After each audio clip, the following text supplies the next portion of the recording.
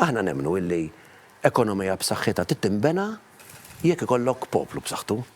Hekk sostna l-kap tal-Partit Nazzjonalista Adrian Delija meta kien intervistat mill-ġurnalist tal-Illum Albert Gauci Cunningham u qal li l-Partit Nazzjonalista minn dejjem kien ċaru se jkompli jsegwi d-direttivi mogħtija mill-awtoritajiet tas-saħħa.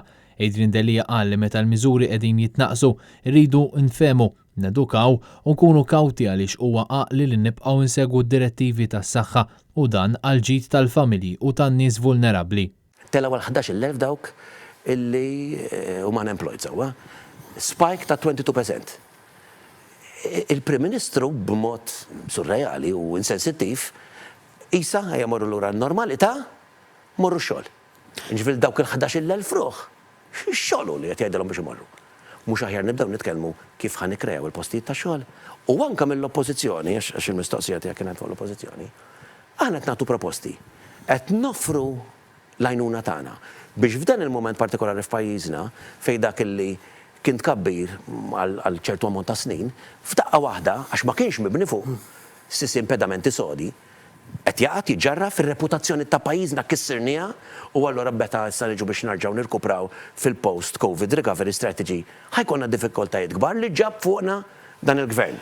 U allura aħna rridu nkunu hemm, irridu nibqgħu naħdmu, irridu nibqgħu nippreparaw. Il-kap tal-Partit Nazzjonalista qal li rridu naraw f'liema settur irridu ninvestu noħolqu opportunitajiet ġodda għal wara l-pandemija tal-COVID-19 filwaqt li Robert Abela jgħidilna biex imorru nonfqu ħalli ndawru l-ekonomija meta hawn eluf ta' ħaddiema li tilfu xogħolhom. Il-Partit Nazzjonalista irid investimenti fi pjattaformi diġitali, ir-riċerka u l-innovazzjoni u l-ħolqien ta' setturi moderni fejn nistgħu neċċellaw, tisħiħ tal-edukazzjoni, ambjent iżjed nadif, enerġija alternattiva u infrastruttura iżjed b'saħħitha filwaqt li jinħolqu iżjed postijiet tax-xogħol.